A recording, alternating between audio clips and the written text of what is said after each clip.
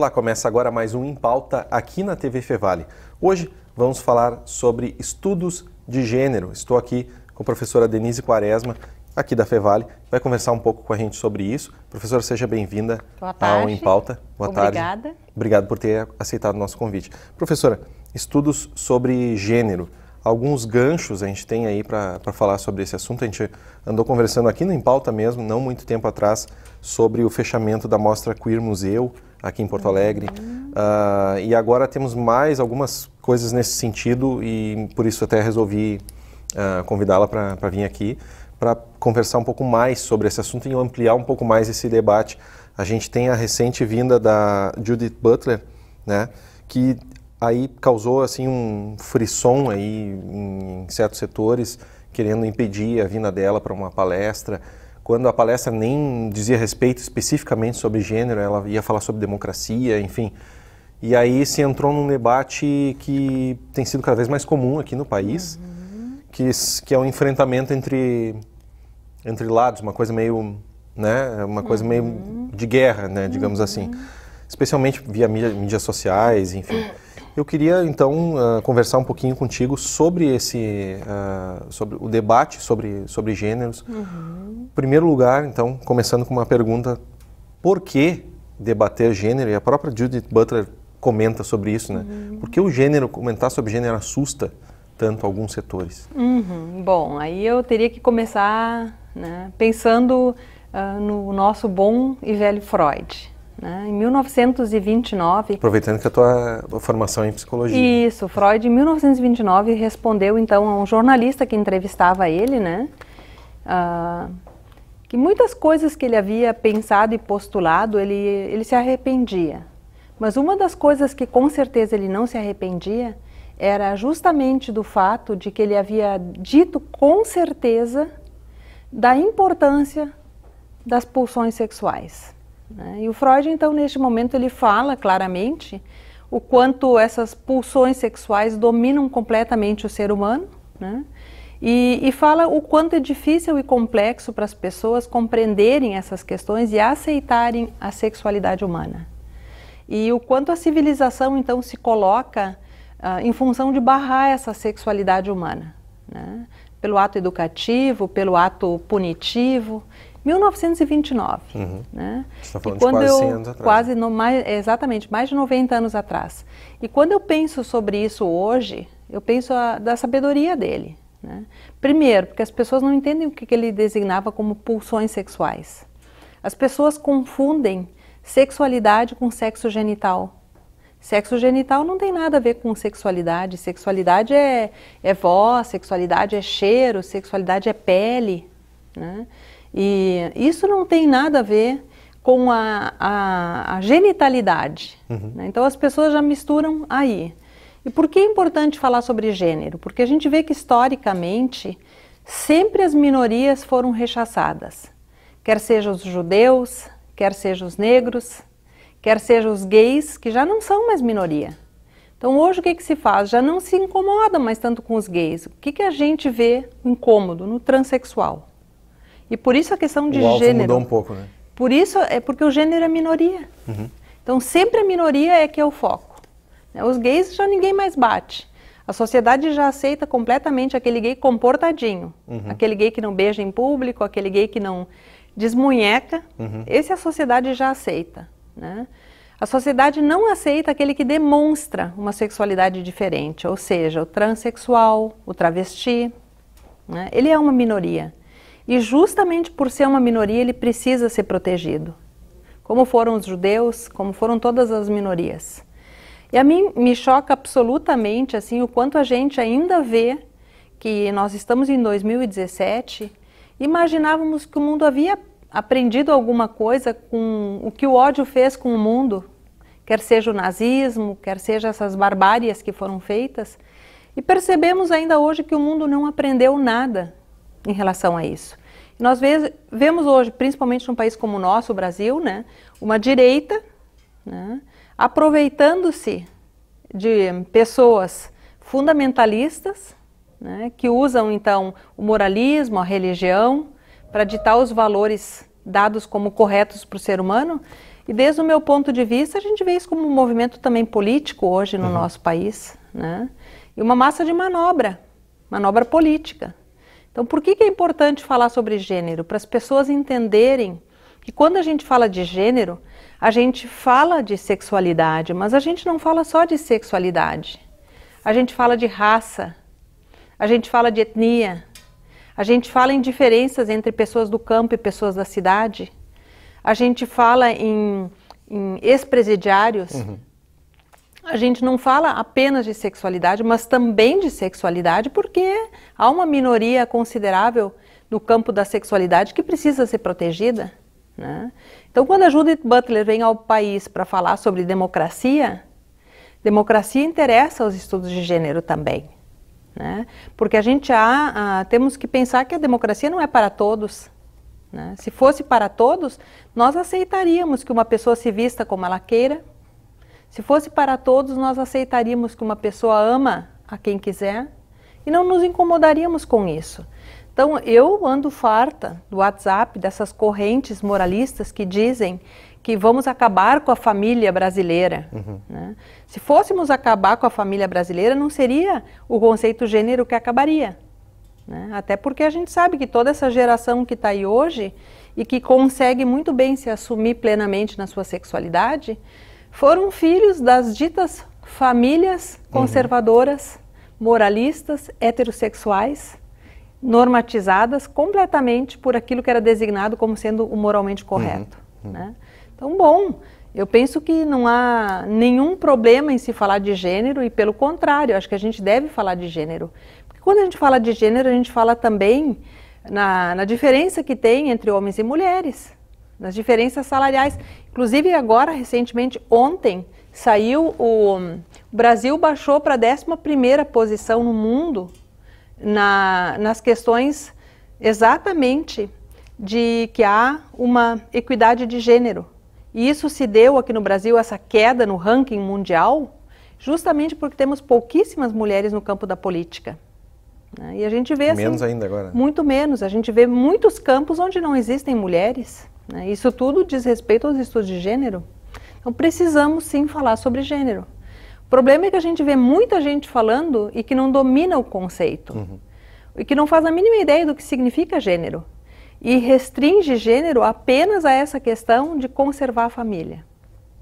Um dos termos que surgem com essa guerra, né, que eu comentei na introdução, e contextualizando agora com o que tu comentaste, surgiu aí um termo que está largamente utilizado por alguns setores, que é a ideologia de gênero, né? A ideologia de gênero seria a justificativa para que a Judith Butler não desse uma palestra. A ideologia de gênero seria a justificativa para que a mostra no Santander Cultural fosse censurada, fechada. Enfim, ideologia de gênero. O que se quer dizer com ideologia de gênero e como que esse termo está sendo utilizado nesse sentido de tentar se ganhar um debate? Vamos ser sinceros, muitas vezes no grito, né? Exatamente. Muitas vezes ou quase sempre no grito. Isso, né? Exatamente. Olha, honestamente, assim, quando falam dessa forma sobre essa ideologia de gênero, primeiro momento me causa muito espanto e sofrimento. No segundo momento me causa riso. Porque a gente vê assim o quanto as pessoas hoje se dedicam a se dizerem especialistas, a entenderem esse conceito, né? E tomam esse conceito como uma bandeira, né? E uma coisa pragmática para dizer que temos que defender o moralismo, que temos que defender as crianças, né, de uma coisa nefasta, de algo terrível, que é a sexualidade humana, né? Que temos que proteger a criança de compreender que existem heterossexuais, que existem homossexuais, e a criança sabe disso, ela sempre soube. E aí toda essa bandeira da cura gay também, né, de que a gente possa curar de certa forma, eu gosto de brincar sobre isso, dizendo que se essa cura gay funcionar, alguém me avise. Porque se funciona a cura gay, certamente vai funcionar a cura hétero também, né? E eu adoraria fazer a cura hétero, eu tô cansada de ser hétero, né? Se funcionar a cura gay, tem que funcionar também para os héteros, né? Ninguém muda quem a gente é, a nossa sexualidade ela é instaurada desde o momento que a gente nasce. da forma como a gente é tocado, da forma como a gente é libidinizado, como o nosso corpo é libidinizado, da forma como a gente vê essas funções acontecendo no seio familiar, função materna, função paterna. E bom, não tem como a gente deixar de ser quem a gente é como arrancar as raízes de uma árvore. E eu penso que isso causa muito sofrimento para muitas pessoas. Uma das coisas que eu venho discutindo, inclusive, é que se discrimina muito no nosso país o travesti, se discrimina muito a prostituição dos transexuais, dos travestis. Agora, quando a gente vai ver as pesquisas que foram feitas nesse campo, a gente se defronta com o sofrimento dessas pessoas na escola. Tem uma geógrafa brasileira, Jocelyn, uma brilhante pesquisadora, que fez uma pesquisa específica, etnográfica, com travestis que hoje se travestem na Espanha. Ela foi a campo. E o que ela, escutando as histórias de vida dessas pessoas, se defrontou? Com o sofrimento deles na escola. O quanto eles narram nessas histórias que eles tinham que chegar antes na escola, que todos os alunos, ou depois de todo mundo. Ir embora antes ou depois. Para não apanhar na entrada e na saída. E jamais ir no banheiro na hora da aula. Jamais ir no banheiro. Porque seriam abusados.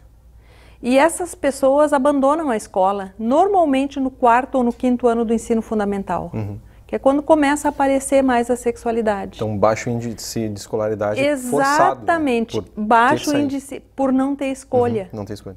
E os professores de não saber lidar com isso. Às vezes até de ter boa vontade. Tem um relato de uma das pessoas que ela apresenta, onde essa pessoa diz que num determinado momento não suporta a carga emocional toda que vem de bullying sobre ele e começa a chorar. E então a professora, para se colocar a favor, diz assim, não façam mais isso, vocês vão ver até o 8º ano, o fulaninho vai namorar todas as meninas da escola, vocês vão ver como é homem. Sem se dar conta como com isso ela reitera o quanto ele tem que ser discriminado. Porque ela pede que ele dê conta de algo que ele jamais vai dar. E ela não fala minimamente em aceitar a diferença, né? Então, como isso é complicado? E eu vejo isso também nas minhas pesquisas aqui em Novo Hamburgo.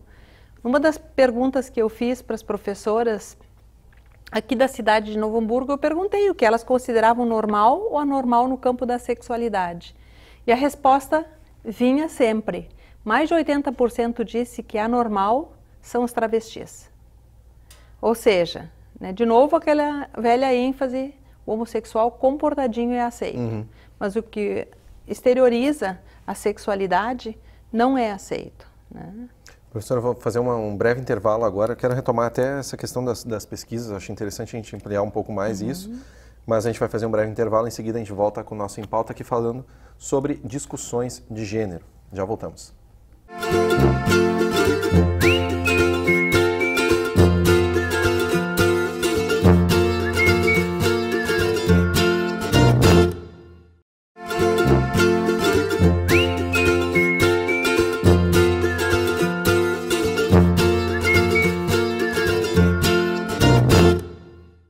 Estamos de volta com o Em Pauta de hoje, falando aqui sobre discussões de gênero. Estou aqui com a professora Denise Quaresma, aqui da Fevale. Professora, tu comentava sobre tuas pesquisas, né? Aqui em Novo Hamburgo, e falaste sobre a percepção dos professores em relação aos alunos e quanto a essas questões de gênero. Nessas pesquisas, o que tu consegue enxergar, especialmente assim, questões de gênero vêm à tona também outra coisa que agora está um pouquinho mais adormecida, mas eu estou vendo que daqui a pouco vai ser retomado com essa, com essa história de ideologia de gênero, que é a escola sem partido. Então, o que chamavam de a cartilha, uma cartilha sobre a cartilha gay, ou enfim, se dá muitos nomes como se fossem coisas pejorativas, né? O ensino a respeito de diversidade nas escolas. Da tua percepção, das pesquisas feitas por aqui ou outras pesquisas que tu tenha desenvolvido já durante esse tempo, como é que tu vê, como é que a escola hoje lida com isso? Como a escola, no geral, tem lidado com as questões de gênero, especialmente no cenário que a gente está agora, com essa pressão política pressão ideológica em cima de questões de gênero? Bom, eu te diria assim, eu estou vinculada aqui na Fevale ao nosso programa de pós-graduação em diversidade cultural e inclusão social, né? E nesse programa, então, eu venho acompanhando mestrados e doutorados, com orientação de mestrandos e doutorandos, né? E aonde que várias pesquisas são desenvolvidas, mais a própria pesquisa que eu venho desenvolvendo, então, há mais de 10 anos já, né? Aqui em Novo Hamburgo, olhando essas questões da sexualidade no espaço escolar. Né? 10 anos tem bastante dado aí para analisar. Muito dado.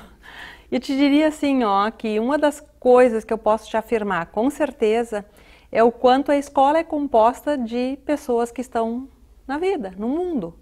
E essas pessoas que estão no mundo levam para dentro da escola os seus pensamentos. Nós temos uma séria questão aí que o professor não se dá conta que ele é um profissional. Não existe muita profissionalização no sentido de que a professora pode dizer o que ela pensa muitas vezes. E o que ela pensa muitas vezes vem da religião que ela faz parte, vem da família que ela participa. E infelizmente a gente vê exatamente aí aparecendo todas essas construções dogmáticas, esses dogmas que atravessam a pessoa, e ela, como formadora de opinião, vai expressando dessa forma o que ela pensa. O professor também faz isso. Então, a professora e o professor. Questões de gênero, questões de sermos um país laico, né? Isso. Começam a se confundir, né? Isso. Então a gente vê claramente assim como isso borram essas fronteiras facilmente. E facilmente o professor esquece que ele tem que auxiliar para que se aceitem as diferenças, para que se reúnam todos os grupos, para que se respeitem as diferenças religiosas, inclusive, né? E a gente vê claramente isso, então, como isso não vem acontecendo nas escolas. Eu te diria assim, ó, as professoras, sem se darem conta, sim, elas acabam estigmatizando. Não é porque elas queiram, muitas vezes, é por desinformação, é por não saber lidar com a sexualidade. É por estar nessa cultura também, com todo esse bombardeamento de coisas via WhatsApp, via Face, via tudo, né? Isso também elas vão se impregnando desse caldo cultural e vão levando esse caldo cultural para a escola. E infelizmente a gente vê hoje a escola como um espaço lesbofóbico, transfóbico, homofóbico. A gente vê todas essas questões, essas fobias aparecendo e também a questão da não aceitação da sexualidade precoce. Eu trabalho muito com a questão da gravidez na adolescência, né? Então eu vejo claramente assim o quanto essas meninas grávidas são excluídas das escolas porque são, entre aspas, muitas aspas, sutilmente convidadas a se retirar. Né? Estigmatizadas, né? Isso, inclusive eu tomo um conceito da própria Judith Butler, que ela chama de corpos abjetos, né? Para falar dessa expulsão da escola. A menina é convidada a se retirar, né? Porque ela seria um mau exemplo. Ela provocaria o contágio pela convivência. E então ela lá fora é sempre reiteradamente usada como modelo para as demais serem contidas, do tipo, não faz o que a fulaninha fez, senão tu já sabes. O que aconteceu com ela. Então. Isso é um movimento que a gente vê muito nos grupos, inclusive a abjação, se expulsa um para se conter os demais, né? Então, esse conceito de abjação é da Judith Butler, né? E o quanto esse conceito é importante para a gente se dar conta, então, no que se faz com as meninas. Se expulsa bem disfarçadamente, porque é perigoso na escola, porque alguém pode empurrar, porque ela pode cair. E a gente que não se dá conta é que essas meninas dificilmente voltam para a escola e acabam engrossando o cinturão da pobreza no entorno das cidades. E desde o meu ponto de vista, a pobreza ela é feminina, né? Justamente por isso, pelo grande número de meninas que acabam não concluindo sequer o ensino fundamental. Porque quando eu estou falando em pesquisa com meninas grávidas, eu sempre estou me referindo a meninas do ensino fundamental, meninas de 10 a 13 anos de idade. Então, uma idade muito no início da vida mesmo. E não raras vezes, aos 13 anos, elas já estão grávidas do segundo filho. E aí eu fico, assim, extremamente preocupada, porque eu vejo que falhou com essas meninas a família, mas também a escola falhou, e falhou a sociedade. Então eu penso assim que é uma questão de todos nós, né? Eu não consigo, como pessoa, como cidadã, como mulher, né, pensar que isso seja um problema só dessas meninas. Nesse sentido, eu me identifico muito com as mulheres da Europa. Para mim, quando batem numa mulher, batem em todas. Quando batem numa mulher, para mim, estão batendo na minha futura neta que ainda não nasceu. Estão batendo numa mulher que pode ser minha futura neta. Para mim, quando expulsam uma menina da escola, estão expulsando todas as mulheres. E isso é uma das coisas que a mim vem assim, me impactando muito, o quanto nós temos aqui no nosso país uma violência intragênero, que é a forma como nós mulheres tratamos mal outras mulheres, como nós não nos importamos com outras mulheres, como nós mesmas rotulamos e estigmatizamos outras mulheres. Então isso tudo cabe no gênero.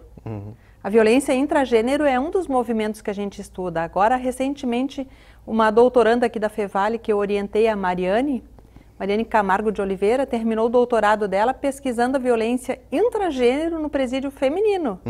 Como as mulheres carcereiras tratam as mulheres apenadas. Então, veja, isso tudo é gênero.